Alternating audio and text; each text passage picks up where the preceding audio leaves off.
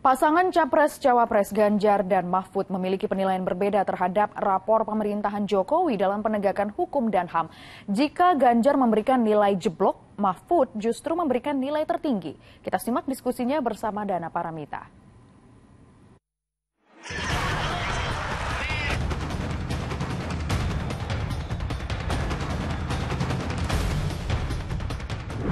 Ganjar Pranowo memberikan rapor merah terhadap penegakan hukum di era pemerintahan Presiden Joko Widodo. Dari skala 10, Ganjar hanya memberikan nilai 5. Sementara Mahfud MD justru memberikan nilai tertinggi di sepanjang pemerintahan Jokowi. Saya Dana Paramita, kita diskusi. Penegakan hukum hak asasi manusia yang tadi dengan singgung ya. Skala 1 sampai 10 kira-kira. Hukum dan hak asasi manusia. Hukum, hak asasi manusia, pemberantasan korupsi, demokrasi, ya kira-kira tadi yang dengan singgung sebagian dia tadi. Ya dengan kasus ini jeblok. Poinnya jeblok kira-kira poinnya berapa? 1 sampai 10. 5.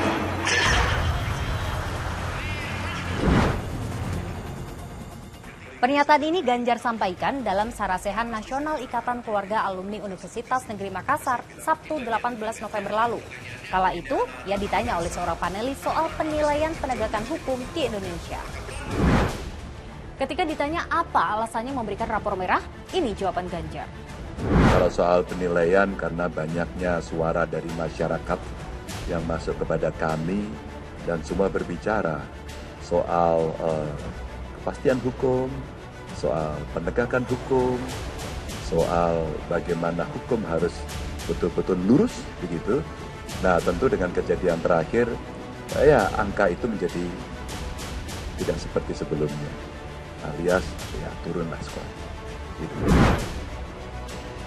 Warganet ikut berkomentar. Mereka menilai selain mengkritik Jokowi, secara tidak sadar Ganjar juga ikut mengkritik cawapresnya, Mahfud MD, yang tak lain adalah Menko Polhukam era pemerintahan Jokowi. Dan salah satu indikator kerjanya adalah penegakan hukum. Mahfud MD ikut menjawab kritikan Ganjar. Menurutnya rapor merah ini diberikan usai putusan MK terkait batas usia capres dan cawapres. Saya izin kutip pernyataan Mahfud MD. Skala 5 dari 10 itu sesudah putusan Majelis Kehormatan Mahkamah Konstitusi kan? Kalau mau objektif, Anda lihat hasil survei Kompas yang terakhir. Penegakan hukum itu 64, tertinggi sepanjang pemerintahan Pak Jokowi. Bidang politik dan keamanan 76, tertinggi sepanjang pemerintahan Pak Jokowi. Dan itu Menko Polhukamnya saya. Kepuasan terhadap pemerintah 73, tapi bidang Polkam itu 76. Lalu apa kata pengamat politik terkait kritik Ganjar kepada Jokowi utamanya di bidang penegakan hukum? Mas Ganjar berusaha mendelegitimasi pemerintahan Pak Jokowi ya.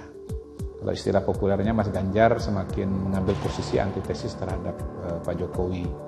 Tentunya harapannya supaya suaranya naik lah begitu.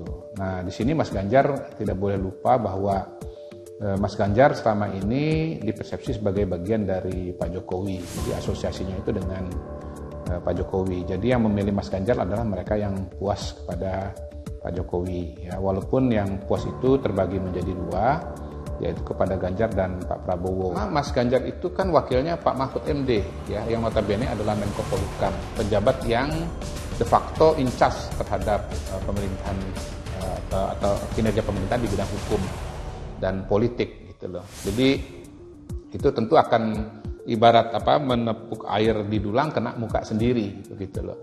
Nah, belum lagi kalau kita tambahkan bahwa Menkumhamnya itu selama 9 tahun ini Pak Yasona Lauli itu adalah dari PDI Perjuangan yang notabene mencalonkan Mas Ganjar gitu. Jadi saya kira itu problematik lah secara strategi sebetulnya. Walaupun ya tentu ini sah-sah saja kalau Mas Ganjar mengeluarkan pernyataan demikian. Lalu muncul lagi Pak Mahfud mengatakan kinerja hukum sekarang di masa dia itu bagus.